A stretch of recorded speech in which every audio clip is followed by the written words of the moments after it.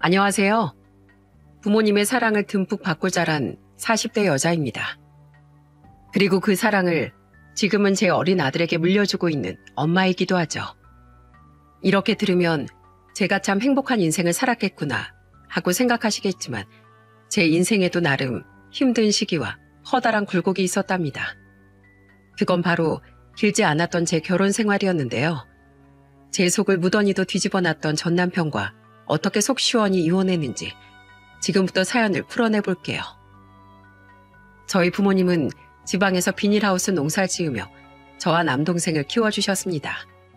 두 분은 금술도 금술이지만 자식 사랑이 지극한 분들이셨어요. 그런 부모님 아래서 건강히 자라 저와 동생은 대학까지 졸업했습니다. 이후 동생은 제 고향 인근 도시의 회사원이 사범대를 나온 전 서울의 중학교 교사가 됐죠. 여보, 당신 없이 나 혼자 어떻게 살라고, 이 매정한 사람아. 저희 엄만 제 나이 32에 암으로 이른 죽음을 맞이하셨어요. 그때 애처가였던 아빤 세상이 무너진 듯 슬퍼하셨습니다. 그로부터 2년 뒤 제 동생이 저보다 먼저 결혼했을 때도, 또 그로부터 2년 뒤 제가 남편과 결혼하던 날도 아빤 엄마 생각에 참 많이도 우셨죠. 남편은 절 보는 눈에서 꿀이 떨어지지 않을 때가 없을 정도로 저밖에 모르던 사람이었어요. 남편은 증권사를 다니며 투자 관련 일을 하던 사람으로 실적이 좋아 연봉이 꽤나 높았습니다. 하지만 돈보다는 바쁜 와중에도 늘 변함없이 절 아껴주던 모습이 좋아 결혼을 했던 거예요. 저는 제가 틀림없이 저희 부모님처럼 남편과 금술 좋은 부부가 될 줄 알았습니다. 하지만 인생이란 결코 생각처럼 흘러가지 않았죠. 장인어른, 우리 유선이 제가 꼭 책임지고 행복하게 만들겠다고 약속드리겠습니다. 결혼 초까지만 해도 남편은 제게 정말 하늘의 별이라도 따다 줄 듯 굴었습니다. 그런 씩씩한 모습에 아빠도 동생과 올케도 남편을 마음에 들어한 거죠. 처음 인사를 가서 만났던 시부모와 남편의 동생인 시누이도 친절하게 절 맞아주던 평범한 사람들이었어요. 하지만 전 결혼 후 첫 명절 며칠 전 시모의 전화를 받고 뭔가 일이 잘못돼감을 느꼈죠. 예, 제사 음식 하려면 정신 없을 테니까 너 명절 전날 새벽같이 와야 한다. 네? 분명 남편 말론 제사 없앤 지 벌써 몇 년이나 됐다고 하던데요. 음식도 대충 삼겹살 구워 먹거나 평소랑 별다르지 않게 먹는다고 하던데 제사 음식이라뇨? 얘가 뭘 모르는 소리 하고 있네. 그거야, 내가 몸이 정 같지 않으니까 잠깐 쉬었던 거지. 몸 건강하고 젊은 며느리가 집안에 들어왔는데 왜 제사를 안 지내? 황당했습니다. 분명 신혼여행 다녀와 인사 갔을 때까지만 해도 우리 새아가 하며 다정하게 굴더니만 시모의 목소린 강압적이기 짝이 없었어요. 대체 이게 무슨 상황이냐고 남편에게 따지니까 남편은 뒤통수를 긁적이며 이러더군요. 미안해. 안 그래도 엄마가 저번에 나한테 다시 제사 지낼 거라고 말씀하시긴 했어. 그땐 설마 진짜 그러시겠나 싶어서 넘어갔는데 진짜로 마음을 먹으셨나 보네. 제사야 지낼 수 있지. 우리 친정도 내 동생 결혼하면서부터 며느리 괜히 부담된다고 우리 아빠가 명절 제사 없애시기 전까진 제사 지냈어서 어렵지 않으니까 말이야. 그런데 며느리가 집안에 들어왔다고 없앤 제사를 다시 살린다는 말이 황당해서 그래. 그건 날 부려먹으시겠다는 말이나 다름없잖아. 에이, 또 뭘 그렇게까지 생각해. 어차피 다른 집 며느리들은 다 하는 일인데 그냥 원래 하는 일이었다 생각하고 그냥 해주면 안 돼? 나도 가서 열심히 도우면 되잖아. 남편의 대답도 성의 없고 무책임하다고 생각했습니다. 하지만 첫 명절이라 아직 시댁이 어려웠던 전 결국 시모의 말대로 아침 일찍 시댁에 가서 음식을 하게 됐어요. 시모는 제게 이거 해라 저거 해라 시키기만 할 뿐 정말 손 하나 까딱 안 하려고 하더군요. 결혼 안 했던 시누인 명절 당일에 오겠다며 음식하러 내려오지도 않고 시부는 아예 방에 들어누워 TV를 보고 있었죠. 게다가 남편이 절 도우려고 하니 시모가 남편의 등을 퍽 치며 이러지 않겠어요? 예, 네가 언제부터 명절에 주방 출입을 했다고 이러니? 설마 새아가 너 힘들게 일하는 우리 아들 손에 평소에 물 묻히고 막 그러는 거 아니지? 너 얼른 들어가. 네 아빠 옆에서 쉬어. 어머님, 저도 평소에 일하는 사람인데요. 저희 맞벌이에요. 쥐꼬리만한 월급 받는 너랑 월에 못 벌어도 5, 600에 잘 벌 땐 1,000만 원 거뜬히 버는 우리 아들이랑 같니? 그리고 원래 남자가 주방에 들어오면 부정 타는 거야. 황당해서 뭐라고 대꾸 좀 해보라는 뜻으로 저는 남편을 쳐다봤습니다. 그런데 남편은 제 눈치를 쓱 보더니 멋쩍게 웃으며 정말 안방에 들어가 코까지 골며 자버리더군요. 그리곤 그날 밤 목소리를 낮춰 뭐 하는 짓이냐고 물으니 이렇게 말하더라고요. 미안해. 그냥 당신이 우리 부모님 비위 부모님 댁에 있을 때만 좀 맞춰주면 안 될까? 이제 나이들 일밖에 없는 어른들 속 뒤집어지게 해서 뭐해. 대신 내가 집에 가서 당신한테 더 잘할게. 더 황당했던 건 다음날 제사 후 식사를 하던 신우이의 말이었어요. 이 동태전은 좀 많이 익었네. 나물은 좀 설 익은 것 같고. 새언니, 나 입맛 까다로운 사람인데 새언니 앞으로 분발 좀 하셔야겠어요. 아가씨는 일찍 와서 음식 한번 돕지도 않으셨으면서 고생했다고 말해주긴커녕 어떻게 음식 품평을 하세요? 에이, 발끈하시긴. 원래 이런 건 며느리가 다 하는 거잖아요. 난 그래서 평생 결혼 안 하고 혼자 살 건데요. 언니도 이런 거 하기 싫으면 결혼하지 말지 그러셨어요. 진짜 승질이 불끈불끈 치밀었습니다. 그렇게 첫 명절을 호되게 치르고 친정에 가니 괜히 아빠를 보고 눈물이 날 것 같았어요. 하지만 아무것도 모르고 우리 사유 왔는가 하고 웃으시는 아빠가 속상해하실까 아무 말도 하지 못하고 집으로 돌아와야 했죠. 결혼한 지 얼마 안 됐던 첫 명절이라 시댁이 어렵고 불편해 그땐 그렇게 어리버리하게 지나갔습니다. 이후에도 시댁 행사 때문에 시댁에 방문할 때마다 시부모는 자신들의 아들만 챙기며 저는 하찮게 대하려고 하더군요. 괴롭히는 시모보다 말리는 시누이가 더 얄밉다고. 시누인 옆에서 우리 새언니 고생해서 어떡해. 역시 결혼을 하는 게 아니야. 하는 입을 꿰매버리고 싶은 말만 해댔죠. 그렇게 몇 번 당하고 나니 내가 등신 천치도 아니고 왜 이러고 있어야 하나 싶어 저는 모든 일에 손을 떼기로 마음먹었습니다. 예, 너 시간이 몇인데 아직도 안 오니? 너 제사 음식 안 할 거야? 걱정 마세요. 이따 저녁에 가도 충분해요. 그럼 이따 뵐게요. 저는 두 번째 명절부턴 일찍 오라는 시모의 전화를 무시해버렸어요. 그리곤 음식은 어떻게 할 거냐는 남편의 물음에 이렇게 대답했죠. 시켰어. 이따 점심쯤에 도착할 테니까 그거 들고 당신 부모님 집으로 가면 돼. 뭐? 우리 엄마 분명 뒤집어지실 텐데. 조용히 해. 지금까진 당신이 당신 부모님 집 다녀오면 늘 나한테 미안하다고 빌고 잘하려고 노력하는 모습 보고 참았는데 그것도 한계가 있지. 쭉 이렇게 못 살아. 나도 당신 가족들한테 잘하려고 최선을 다했어. 그런데 돌아오는 건 날 무슨 몸종 취급하는 당신 가족들 태도밖에 없잖아. 남편은 한숨을 쉬며 난 모르겠다 하고 말하더군요. 그날 시댁에 가니 시부모는 제가 가져간 음식들을 보며 경악했어요. 예, 너 지금 이게 뭐 하는 짓이니? 제사 음식은 정성인 거 몰라? 가족도 아닌 누가 어떻게 만들었는지도 모르는 이것들 보면서 조상님이 얼마나 치가 떨려 하시겠니? 그러니까요, 어머님. 전 이 집에 시집 온 지 1년도 안 된 원래 생판 남인 사람이었는데 왜 그런 정성을 이 집 핏줄도 아닌 저만 들여야 하는 건가요? 정 싫으시면 이거 전부 도로 가지고 갈 테니까 어머님이 지금부터 직접 밤새 음식하세요. 남자들 주방에 들어오는 거 부정 탄다고 하셨으니까 서울에서 푹 쉬고 있을 아가씨 얼른 불러서 같이 하시든가요. 어떻게 저 갈까요? 제 말에 시부는 뒤에서 푹 한숨을 쉬었고 시모는 아무 말도 못하더군요.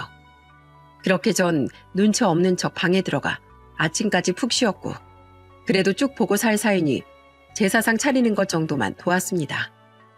이상한 분위기를 감지한 시누이는 눈치를 보며 얌전히 아침밥만 먹곤 거의 오자마자 곧장 서울로 다시 가버리더군요.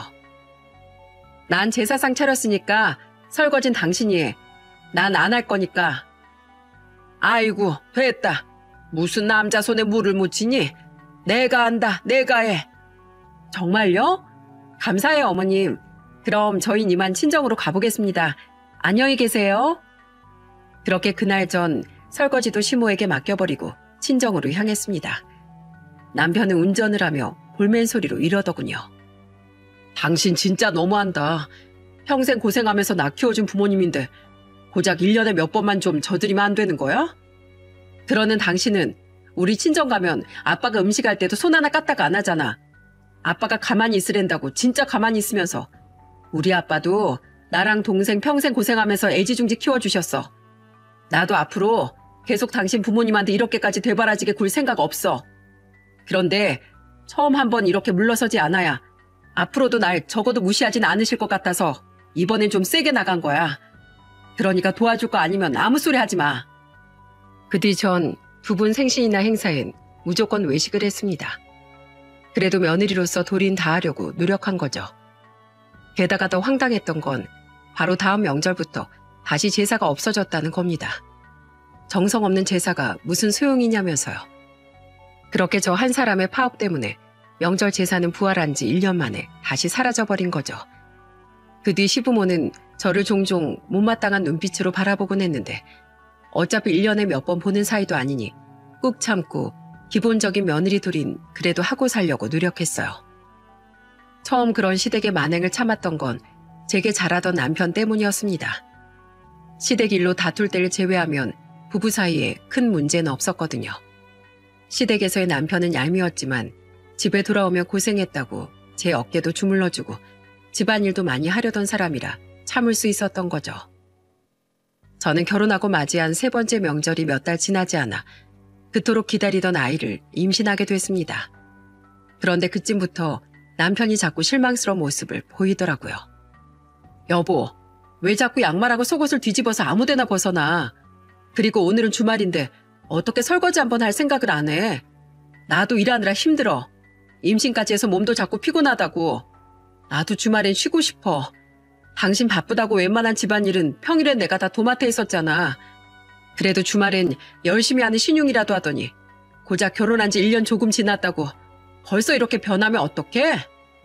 남편은 처음 자상하던 모습은 온데간데 없이 옷을 아무 때나 벗어놓는 건 기본에 집안일엔 손도 안 대려고 하더군요. 주말에 청소기라도 한번 돌리라고 하면 피곤하다며 아예 두 귀를 꽉 막아버렸죠. 그러다 제가 크게 화를 냈더니 이렇게 말하더라고요. 내가 당신보다 돈을 몇 배 버는데 당신이 집안일 정도는 대신 해줄 수 있는 거 아니야? 그리고 이젠 애도 생겼는데 나도 마음 놓고 집에서 편하게 좀 살자. 내가 그동안 당신한테 잘 보이려고 신경 좀 썼던 거지. 나 원래 이런 사람이야. 남편은 자신은 원래 이런 사람이라는 말을 당당하게도 하더군요. 아이가 생기니 제가 어쩔 거냐 싶어 편하게 본색을 드러낸 거죠. 어이가 없었지만 아이도 생긴 마당에 집안일을 더 하네 안 하네 하는 이유로 이혼하는 건 아니다 싶어 그냥 참았습니다. 아무리 이혼이 쉬운 세상이라고 해도 이혼은 신중에 신중을 기해야 한다고 생각했으니까요. 애만 생각하며 그때부턴 서서히 남편과 의리로만 살자고 생각한 거죠. 그런데 문제는 남편과 아빠와의 사이마저 안 좋아지기 시작한 겁니다. 처음엔 남편이 친정아빠에게 그래도 싹싹하게 굴었어요.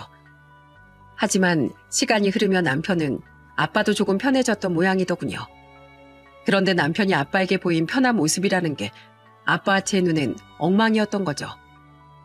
우선 남편은 아빠 식사할 때마다 휴대폰 기사만 주구장창 들여다봤습니다.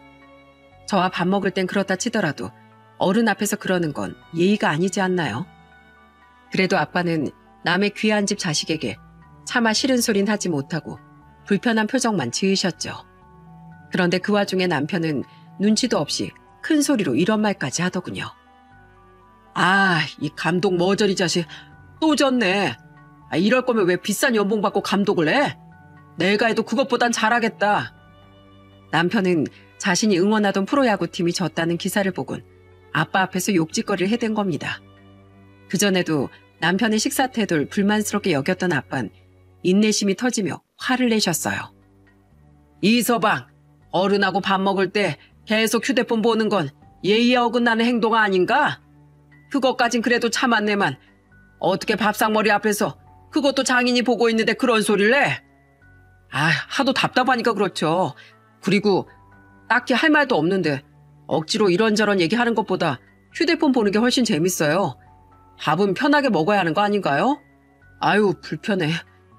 여보, 아빠한테 그게 무슨 말버릇이야. 얼른 사과드려. 아빤 입을 삐죽 내밀던 남편을 기가 차다는 듯 바라보셨습니다. 또 한 번은 아빠 거실 창문 밖을 내다보다 기절할 뻔한 적이 있었어요.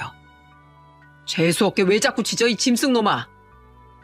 친정 마당엔 아빠가 키우시던 누렁이라는 개가 있었습니다. 그런데 남편은 일 때문에 잠시 통화를 하러 나갔다가 자신을 보고 계속 짖던 누렁이에게 심술이 났던 모양이더군요. 남편은 누렁이에게 인상을 쓰며 다가가더니 발로 누렁이를 퍽 차버리더라고요. 아빠 전 경악을 하며 마당으로 달려나갔습니다. 다행히 누렁이에게 다친 곳은 없었어요. 아빠는 완전히 화가 난 목소리로 남편을 꾸짖으셨죠. 자네 지금 말 못하는 개한테 무슨 짓인가? 자네 예전에 멀쩡해 보이더니 왜 이렇게 달라졌어?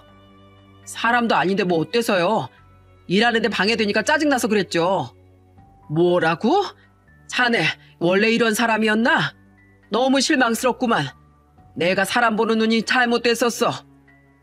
이런 일이 반복되자 남편과 아빠의 사이는 자꾸 틀어져만 갔던 겁니다. 저 또한 남편에 대한 정이 뚝뚝 떨어지는 건 어쩔 수 없는 일이었죠.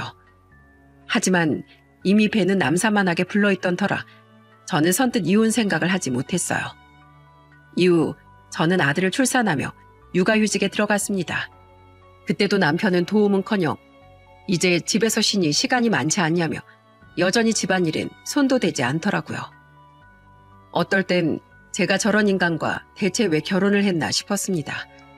하지만 연봉이 꾸준히 오르던 만큼 남편은 영업과 고객과의 통화 등등 때문에 퇴근 후나 주말에도 잘 쉬지 못하는 경우가 많았어요. 그렇기에 정말 피곤하긴 하겠구나 싶어 제가 최대한 이해하고 넘어간 거죠. 그러다 저희 아들이 생후 5개월이 막 지났을 무렵 제 인내심과 정이 뚝 떨어지는 일이 생기고 말았습니다. 아무래도 몸이 정 같지 않은 게 건강검진을 한번 받아볼까 싶다. 무슨 큰일이야 있겠냐만 혹시 병이 있으면 키우기 전에 치료하는 게 낫지 않을까 싶어. 그럼 아빠, 제가 병원 예약해 놓을 테니까 서울로 오세요. 저는 슬슬 나이 때문에 건강을 염려하던 아빠를 위해 서울의 한 병원에 건강검진을 예약해 뒀습니다. 그리고 남편에게 이렇게 말했어요. 여보, 우리 아빠 이번에 건강검진하러 시골에서 올라오실 때 겸사겸사 며칠만 우리 집에 좀 있게 해드려도 될까? 당신 시간을 안 뺏을게. 한 2박 3일 정도만 아빠 모시고 서울 구경 좀 시켜드리고 싶어서. 우리 성윤이가 너무 어려서 올해는 못 돌아다니겠지만 말이야. 뭐? 우리 집이 무슨 숙박업소야? 집도 좁아 죽겠는데 무슨 장인어른을 며칠이나 재워드려? 절대 안 돼. 나도 집에 오면 피곤해서 쉬고 싶은데 장인어른이 와 계시면 내가 마음 편히 쉴 수나 있겠어? 방이 3개나 되는데 좁긴 뭐가 좁아. 그리고 명절이면 꼬박꼬박 당신 부모님 집에선 하루씩 자고 오잖아. 친정에서 매번 시간 없다고 한 끼만 먹고 올라오는데 고작 그 며칠을 못 참아줘? 나도 우리 부모님 자식이야. 아, 그럼 자식 노릇해. 근데 나한테 피해 주지 말라 이거야. 장인어른하고 가뜩이나 사이도 안 좋은데 불편하게 만들지 좀 마. 당신은 맨날 집에서 놀면서 편하게 살고 있지만 난 휴식이 간절한 직장인이라고. 너무 화가 났습니다. 그래도 전 남편 부모라고 시부모 생신이면 꼬박꼬박 외식 장소 물세게 선물에 명절에도 돌인하려 했건만 자긴 평소 친정일엔 시큰둥했으면서 저희 아빠를 고작 며칠 동안 재우지도 못하게 하다니요. 그 일로 저는 남편과 며칠 동안 냉전 상태를 유지했습니다. 그리고 아빠가 미리 올라오시기로 한 건강검진 전날 퇴근한 남편에게 아이를 안겨주곤 싸둔 짐을 들고 집을 나와버렸죠. 뭐야, 당신 어디가?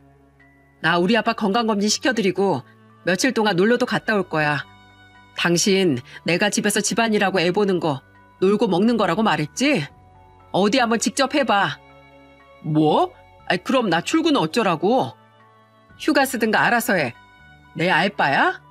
분유 타는 법, 애 목욕시키는 법, 애 아빠라는 당신이 하나도 모르는 것들 전부 적어두고 가니까 그 뒤는 알아서 해.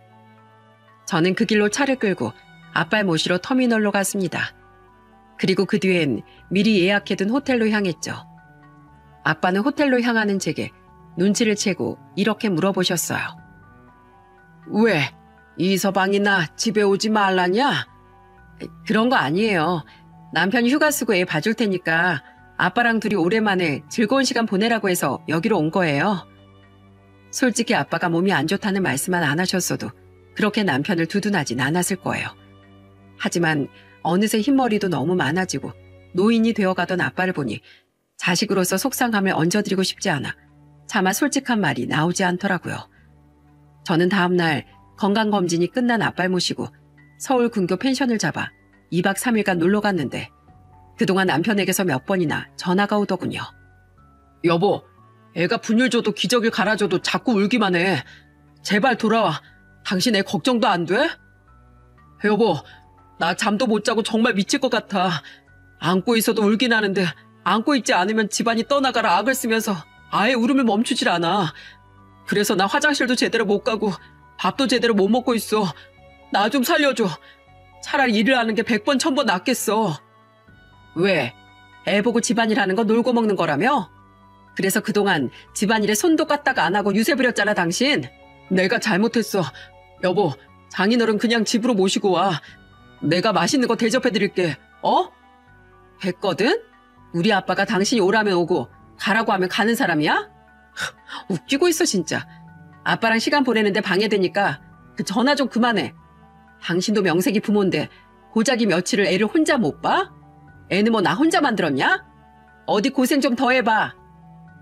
남편은 나중엔 제발 돌아와 달라며 울고불고 난리도 아니었습니다. 물론 나가서 전화를 받긴 했지만 자꾸 전화를 받으려 자리를 벗어나는 저를 보고 아빠도 뭔가 눈치를 채셨던 것 같아요. 저는 마지막 날 아빠를 차로 집까지 모셔다 드렸는데 서울로 돌아가려는 저를 보고 아빠는 이렇게 말하셨거든요. 결혼이라는 게 모든 사람이 내 마음에 쏙 들고 좋은 사람하고만 할 수 있는 건 아닌 것 같더구나. 하지만 세상에서 가장 중요한 약속이 바로 결혼 아니겠니? 당신의 못나고 미운 전까지도 모두 안고 사랑하겠어요. 하는 숭고한 약속 말이다. 아닐 때 미련 없이 돌아설 줄도 알아야 하지만 그 과정엔 몇십 번씩 반복되는 신중한 고민이 항상 따라야 한다. 사람은 인내할 줄 알아야 돼. 그래야 나중에 후회가 없어. 아빠는 우리 딸이 옳은 결정을 내릴 거라고 믿는다. 남편을 못마땅해 하긴 하셨지만 저와 남편의 속사정까지 모르던 아빤 딸인 제가 순간의 감정에 치우치진 않을까 걱정하셨던 모양입니다. 사랑과의 인연을 중요하게 생각하던 분이셨으니까요. 그런 아빠의 말에 서울로 돌아가는 동안 고민을 많이 했어요. 정이 떨어질 대로 떨어진 상태였지만 아빠 말씀대로 정말 최선을 다해보는 게 아직 어린 우리 애를 위해서도 후회가 남지 않는 길이 맞는 걸까 하고 말이죠. 그렇게 집에 들어가 보니 집안 꼴은 아주 가관이더군요. 여보, 왔구나. 집은 옷이며 씻기며 이곳저곳 죄다 널려있던 난장판이었어요. 그리고 아이를 아는 채 울먹이며 절 반기던 남편의 다크서클은 아예 턱 밑까지 내려와 있더라고요. 남편은 얼른 제게 아이를 안겨주더군요. 저는 그 며칠 사이 초췌할 대로 초췌해진 남편을 향해 차가운 목소리로 말했죠. 어때? 이래도 육아랑 집안일이 놀고 먹는 거야? 아니야. 당신이 그동안 얼마나 고생했는지 나 잘 알았어. 그러니까 더 이상 애랑 나만 두고 어디 나간다 소리만 하지 마. 나 지금 당장 다시 애 두고 나가는 걸 보고 싶지 않으면 엉망진창된 집안 청소 당장 해. 아이고, 내 팔자야. 알았어. 한다고 해. 노려보지 좀 마. 남편은 기진맥진한 표정으로 결국 그날 집안 청소를 싹 다 해야 했습니다. 저는 그래도 뭔가 정신교육이 된 것 같은 남편을 보며 그래, 아빠 말대로 한 번만 더 두고 봐보자 생각했어요. 하지만 남편은 처음 며칠만 애도 좀 돌보고 설거지도 하는 신용을 하더니 채 한 달도 안 돼 원래대로 돌아가더군요. 눈치를 슬슬 보며 집안일과 육아는커녕 다시 양말이며 속옷이며 아무데나 뒤집어 놓기 일쑤였죠. 게다가 어영부영 살다 보니 저만 보면 가자미 눈을 뜨던 시부모도 얄미운 시누이도 더 이상 보고 살고 싶지 않아지더라고요. 내가 왜 나만 보면 시짜짓 하고 싶어하는 사람들이랑 몸만큼 자식처럼 구는 정 다 떨어진 남편을 참고 살아야 하는 거지? 솔직히 복지도 좋고 안정적인 직업도 가지고 있는데 아이 하나 정도는 나 혼자서도 잘 키우고 살 수 있지 않나? 어차피 아빠 건강검진 결과도 아무 이상 없었으니까 지금은 나만 생각하고 결정을 내려도 되지 않을까? 그렇게 저는 결국 아빠의 건강검진 사건이 있던 지 6개월 만에 개선될 가망이 전혀 없어 보이는 남편과 이혼을 결심하게 됐습니다. 그런데 남편과 거의 대화가 없이 살다 보니 언제 이혼 이야기를 꺼내야 하나 싶더군요. 그렇게 말할 타이밍을 보고 있던 때마침 그 고민을 말끔히 해결해줄 좋은 기회가 생겼어요. 우리 부모님이 오랜만에 서울 구경을 좀 하고 싶어 하시네. 우리 아들이 잘 살고 있나 살림살이도 좀 보고 싶어 하시고 우리 결혼 초에 집들이 한 후론 우리 신혼집에 오신 적 없으시잖아. 그래서 내가 우리 집에 오셔서 며칠 편하게 머물다 가시라고 말씀드렸어. 당신이 우리 부모님 좀 모시고 이곳저곳 구경 좀 시켜드려. 나도 봐서 한 이틀은 휴가 써볼 테니까. 어느 날 출근을 하려던 남편은 현관 앞에 서서 제게 시부모를 집으로 초대했다고 말하더군요. 6개월 전 저희 친정아빤 집에 발도 못 들이게 했던 놈이 뻔뻔하게도 말입니다. 저는 기가 차서 도끼 눈을 뜨고 말했어요. 당신의 양심이라는 게 없어? 절대 안 돼. 당신 말 맞다나 우리 집이 무슨 숙박업소야? 정효도하고 싶으면 예전 나처럼 밖에서 따로 숙소를 잡아. 게다가 당신이 직접 서울 구경 시켜드리겠다는 것도 아니고 나한테 애까지 데리고 다니면서 서울 구경을 시켜드리라고? 나 참 양심 어제 집에 오다가 흘렸냐? 야박하게 왜 그래? 내가 벌어다 준 돈으로 당신 호의호식하고 사는 거잖아. 아 그럼 우리 부모님한테도 좀 잘해줄 수 있지. 남편은 제 말에 한숨을 푹 쉬며 집을 나섰습니다. 저는 그 뒤에 대고 절대 안 된다고 한 번 더 소리 질렀죠. 그 뒤로 저희 아빠가 아무것도 모르는 줄 알고 사과 한 번 안 했으면서 제가 시부모에게 잘하길 바라는 남편의 태도가 뻔뻔하게 그지없다고 생각했어요. 그리고 그날 저녁 이번에야말로 이혼을 선언해야겠다고 결심했습니다. 그런데 그날 오후 6시쯤 저는 아주 황당한 전화를 받았어요. 나 좀 일찍 퇴근하고 우리 부모님 모시러 터미널 가고 있거든. 부모님 집에 도착하면 배고프실 테니까 당신 저녁 좀 미리 차려놔. 뭐? 지금 어머님 아버님이 서울에 오셨다고? 내가 안 된다고 했잖아. 그리고 당신 이미 당신 부모님하고 다 얘기된 뒤에 나한테 아침에 통보한 거였어? 아, 그럼 내가 내 집에 우리 부모님 부르는데 당신 허락까지 받아야 돼? 기왕 오셨으니까 계실 동안 좋게 좋게 웃으면서 대접해드려. 알았지? 나 운전 중이라 끊는다. 남편은 자기 할 말만 하고 전화를 끊어버리더군요. 약이 올라서 미칠 것 같았습니다. 어차피 이혼할 거 처음엔 그냥 집을 나가버리려고 했어요. 하지만 어차피 이혼하려고 하면 한 번은 남편의 얼굴을 봐야 하니 그냥 오늘 단판을 짓자 하는 마음이 들었죠. 그래도 이 약오름을 어떻게든 되갚아주고 싶어 저는 만반의 준비 끝에 이를 갈고 기다렸습니다. 아유, 집에서 살림만 하는 애가 집안꼴이 이게 뭐니? 허튼 색깔도 칙칙하고. 에휴, 이래서 집엔 살림을 잘하는 어른이 있어야 하는데. 남편과 도착한 시부모는 오자마자 집안 이곳저곳을 점검하듯 샅샅이 살피더군요. 시모는 안방 이불과 커튼 등을 들춰보며 제 살림에 흠을 잡느라 바빴죠. 어디 계속 한번 해봐라 하는 마음으로 저는 싱긋 웃으며 보고만 있었습니다. 그 와중에 시모는 제게 은근한 말투로 이렇게 말했어요. 근데 오면서 보니까 서울이 좀 복잡하긴 해도 큰 병원도 많고 살기도 좋아 보이더라.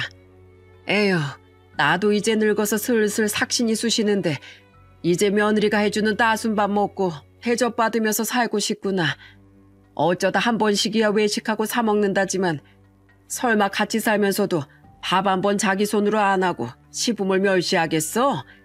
그것도 애들 가르치는 중학교 선생이라 내가 말이야. 그치 어머마?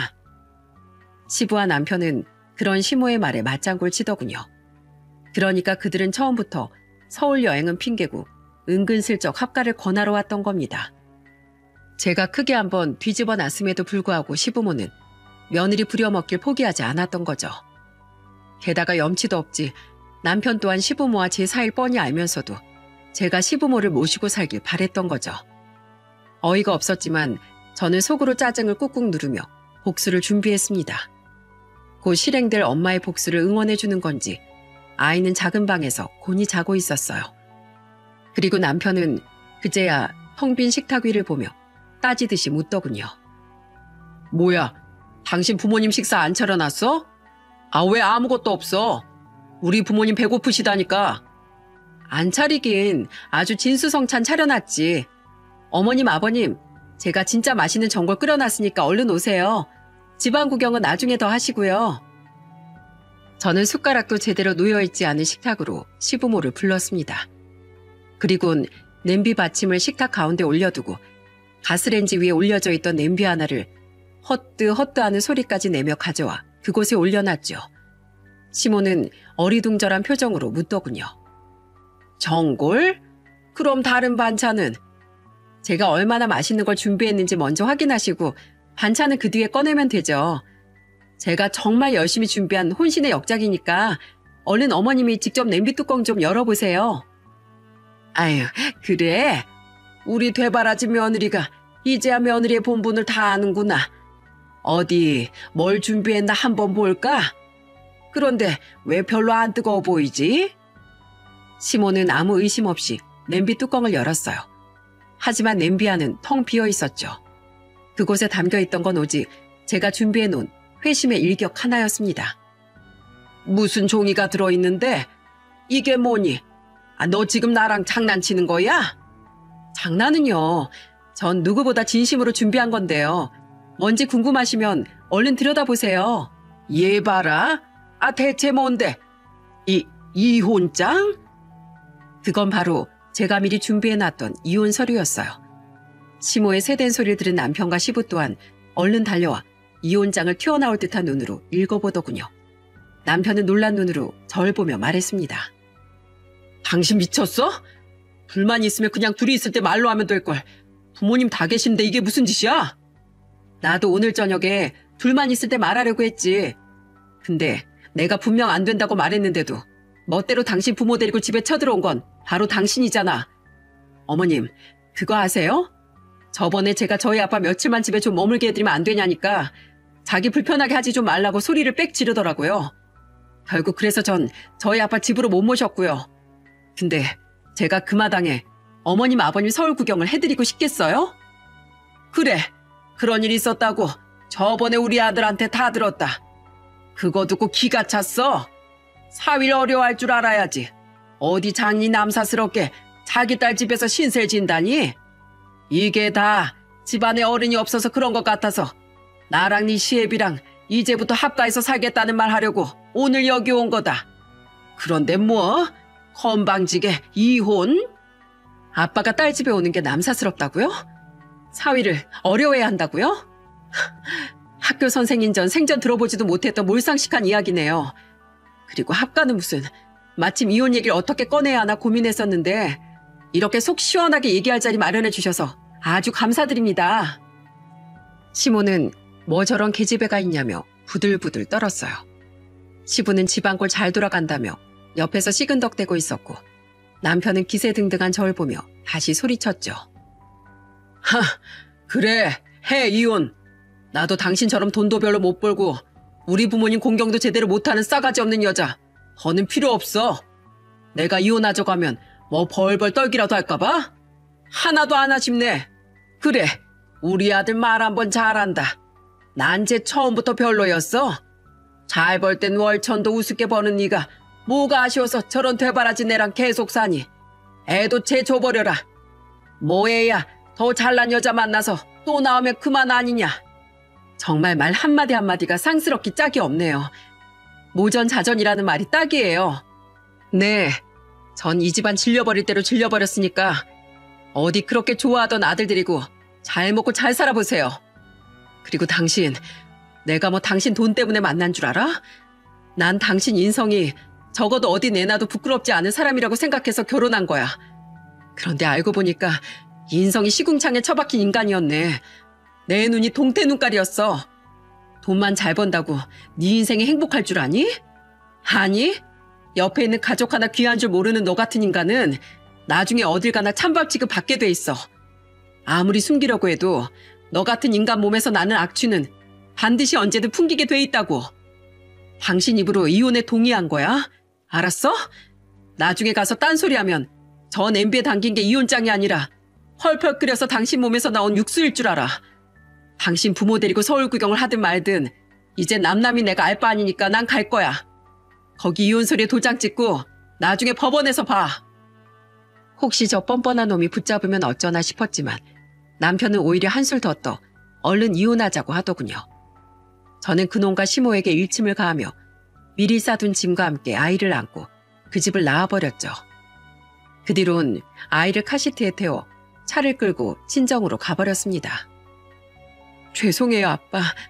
끝까지 잘 사는 모습 보여드리고 싶었는데 저 결국 이혼하게 됐어요. 그래, 그랬구나. 어려운 결정하느라 네가 마음고생이 많았겠다. 이리 와 우리 딸, 아빠가 안아주마. 미리 전화를 드린 후 친정에 도착한 전 아빠에게 그동안의 이야기를 덤덤히 말씀드렸습니다. 워낙 이혼에 대한 고민을 오래 해와서인지 눈물이 나긴커녕 오히려 속이 시원하더라고요. 그런 제 표정을 보고 아빠는 괜찮냐는 말 같은 건 묻지 않으셨어요. 그저 제 결정을 존중하며 저를 안아주실 뿐이었죠. 이후의 이혼은 아주 싱겁게 끝이 났습니다. 남편은 혼자 애 키울 자신은 절대 없다며 선뜻이다 못해 흔쾌히 양육권을 넘겨주더라고요. 원래도 아이에게 관심이 없던 인간이었으니 어찌 보면 당연한 선택이었던 거죠. 다달이 양육비도 받기로 하고 살던 집도 어차피 반반 부담해서 샀던 거라 재산 분할도 불만 없이 받았습니다. 흥! 어디 내 벌이 없이도 당신이 안 아쉽게 사나 보자고. 당신은 돈이면 행복도 살 수 있다고 생각하나 보지? 그 불쌍한 사고방식 가지고 나야말로 당신이 얼마나 행복하게 사나 한번 볼 거야. 그놈은 마지막 이혼이 마무리되는 날까지 잘못을 반성하긴커녕 제게 저런 말을 해댔습니다. 그 모습을 보며 아무리 사람이 돈이 많아도 역시 중요한 건 인성이다 싶었어요. 더 늦기 전에 결혼한 지 약 3년 만에 이혼을 결정한 제 선택이 정말 옳았다 싶더라고요. 한동안 아빠 집에 머물던 전 서울에 집을 구해 다시 아이와 둘이 살아가기 시작했습니다. 저는 저를 도와주길 바라서가 아니라 점점 더 연로해지던 아빠가 걱정돼 말했어요. 아빠, 이제 그만 서울로 올라와서 저랑 같이 사세요. 여기서 혼자 외로우시잖아요. 안 외로워. 동네에 사는 친구들도 많고 무엇보다 여기엔 네 엄마 흔적이 가득하잖니. 난 죽을 때까지 네 엄마와 행복하게 살던 이 집에서 여생을 보내고 싶구나. 그래서 네 동생이 합가하자고 그렇게 부탁할 때도 거절했던 거야. 결국 결혼에 실패했던 전 아직까지 그렇게 돌아가신 엄마를 그리워하던 아빠를 보며 약간의 부러움과 씁쓸함을 느꼈습니다. 부모님처럼 그렇게 사이좋은 부부로 오래도록 살고 싶었으니까요. 하지만 이미 벌어진 일에 대해 후회하면 뭐하나 싶어 그저 앞으로 아이를 위해 열심히 살아가겠다는 새로운 다짐을 했죠. 얼마 뒤 전 아이를 어린이집에 맡기고 복직을 했어요. 처음엔 너무 어린 아이를 떼어놓는 게 가슴 아팠지만 다행히 어린이집 선생님들이 무척 좋으신 분들이라 저를 많이 안심시켜 주시더군요. 그렇게 혼자 아이를 키우는데 적응이 되니 오히려 스트레스 주는 시댁 식구들과 남편 없이 아이만 보고 사는 생활이 더욱 행복하게 느껴졌습니다. 전 남편은 이혼 후 제게 아이 안부 한 번 묻지도 않고 양육비만 보내더군요. 오히려 아이에게 어줍지 않은 아빠의 정을 느끼게 하는 것보다 차라리 그게 나은 일이다 싶어 전혀 불만은 없었죠. 형님, 이번 명절엔 우리 어디로 놀러 갈까요? 저 너무 기대돼요. 명절 기다리는 며느린 아마 저뿐일걸요?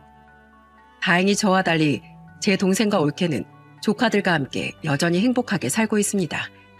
제사도 없앨 마당에 집에만 있어 뭐하냐며 착한 올케는 우리에게 먼저 명절마다 여행을 다니는 건 어떠냐고 제안하더군요. 어차피 자신은 친정 근처에 살아서 평소에 자주 가는 데다 명절에 부모님을 찾아갈 형제들도 넷이나 되니 명절엔 우리와 온전히 시간을 보내도 괜찮다면서요. 덕분에 남동생 부부와 전 아빠를 모시고 아이들과 함께 명절마다 이곳저곳 놀러 다니며 즐거운 시간을 보내고 있답니다. 우리 가족은 모두 그런 속 깊은 올케에게 고마워하고 있어요. 그런데 이혼한 지 2년이 지났을 무렵부터 전 남편은 꼬박꼬박 보내던 양육비를 갑자기 보내지 않더군요. 처음엔 알아서 보내겠지 하고 기다렸어요. 그놈 목소리를 별로 듣고 싶지도 않아서요. 그런데 그게 몇 개월이 지속되자 이놈 봐라 하는 마음이 들어 저는 전화를 해보게 됐습니다. 그런데 그때 제 전화를 받자마자 그놈은 대뜸 울먹이더라고요. 그리고 그때부터 시작한 그놈의 하소연을 들어보니 인생 참 아이러니하다 싶었어요. 여보, 안 그래도 당신한테 한번 전화해볼까 했었는데 우리 통했다. 나 당신 목소리가 너무 반가워. 당신 울어? 내 목소리 왜 반가워해? 나 당신한테 왜 양육비 안 보내냐고 그거 물어보려고 전화한 거야. 애 낳았으면 이혼했어도 그 책임은 끝까지 져야 할 거 아니야. 그게 내가 일부러 안 보내려고 한 게 아니고 여보, 나 사실 망했어. 나 지금 고시원 살아. 솔직히 난 내가 평생 승승장구하면서 살 줄 알았거든? 근데 당신하고 이혼하면서 복이라도 달아난 건지 자꾸만 실적이 떨어지더라고. 증권사라는 데가 실적 압박이 심하잖아. 거리만 줄어들면 모르겠는데 회사에서 압박이 정말 장난이 아니었어. 이러다 잘리겠다 싶어서 나 좀 위험 부담이 큰 투자를 내 동생하고 부모님한테 권유했거든. 실적 좀 쌓으려고 말이야. 게다가 거액의 대출까지 받아서 내 돈도 투자했어. 근데 그게 엄청난 손실이 나면서 내가 대출받은 돈에 부모님 노후자금, 동생이 그동안 모아놓은 거의 전 재산을 날리게 됐어. 결국 가족들한테 역적되고 빚까지 남았는데 설상가상 결국 실적 부진으로 회사에서 나한테 권고사직을 권하더라. 전 남편은 그렇게 퇴사하면서 받은 퇴직금을 최대한 불려 가족들의 돈이라도 어떻게든 회복시켜보려고 했다더군요. 그렇게 손을 댄 게 한심하게도 주식이었던 겁니다. 그것도 일확천금을 노리며 예전 버릇 못 버리고 또 위험 부담이 큰 종목을 택했던 거죠. 그리고 그 결과는 반전 없이 처참했다고 해요. 결국 그 퇴직금마저 다 날리고 살던 집 팔아서 우선 급한 돈 갚고 남은 얼마 안 되는 돈은 부모님하고 동생한테 반씩 나눠줬어. 나 동생한테 뺨까지 맞았다? 그래도 부모님은 날 감싸주실 줄 알았는데 엄만 손실난 나머지 노후자금 못 가져올 거면 절연이라고 그러시더라. 난 집까지 팔아서 어떻게든 메꿔주려고 했는데 게다가 나이도 있고 이 바닥 정보도 빨라서 다른 증권사인 취업도 잘 안 되더라. 그래서 나 요즘 치킨집 배달 일 하고 있어. 고시원비도 내고 빚도 갚아야 하니까. 그래서 내가 그동안 양육비를 못 냈던 거야. 여보, 나 이렇게 망하고 가족들한테도 손절당하니까 이제야 어떻게든 내 잘못 눈 감아주고 참아주면서 살려던 당신이 고마운 존재였는지 깨달았어. 여보, 나 당신이 해주던 집밥이 너무 그립다. 우리 성윤이도 너무 보고 싶고. 미안한데 이미 당신 외양간에 있던 손은 떠난 지 오래야. 난 당신한테 수도 없는 기회를 줬고 그런 나랑 우리 아들을 일말의 망설임도 없이 놓쳐버린 건 바로 당신이야. 난 당신한테 정말 할 만큼 했고 그렇기 때문에 아무런 후회도 미련도 없어. 그러니까 당신도 지나간 과거인 나나 우리 아들한테 미련 버리고 앞으로 어떻게 잘 살아갈 건지나 생각해. 애들 보고 싶으면 그건 당신 권리니까 뭐 내가 막을 순 없겠지. 하지만 이혼하고 단 한 번도 애를 찾지 않던 당신이 과연 진짜 아빠 행세할 권리가 있는 건지 진심으로 고민해보길 바래. 나한테 은근슬쩍 미련 보이면 나 당장 양육비 달라고 소송 걸 거거든? 그러니까 가뜩이나 힘든 상황에 일 만들지 말고 당신 인생부터 잘 회복해보려고 애써봐. 끊을게. 그게 바로 얼마 전의 일이에요. 쫄딱 망한 전 남편이 좀 불쌍하긴 했습니다. 하지만 이미 우리 남남인데다 가차없이 애를 버리고 한 번도 찾지 않던 전 남편에게 아이 아빠로서의 의리도 남아있지 않았어요. 하지만 그래도 한때는 한 입을 덮고 산 부부로서의 손톱만큼 남은 예정이 있으니 전 남편이 승승장구하길 바라진 않지만 그렇다고 계속 망한 삶을 살길 바라지도 않습니다.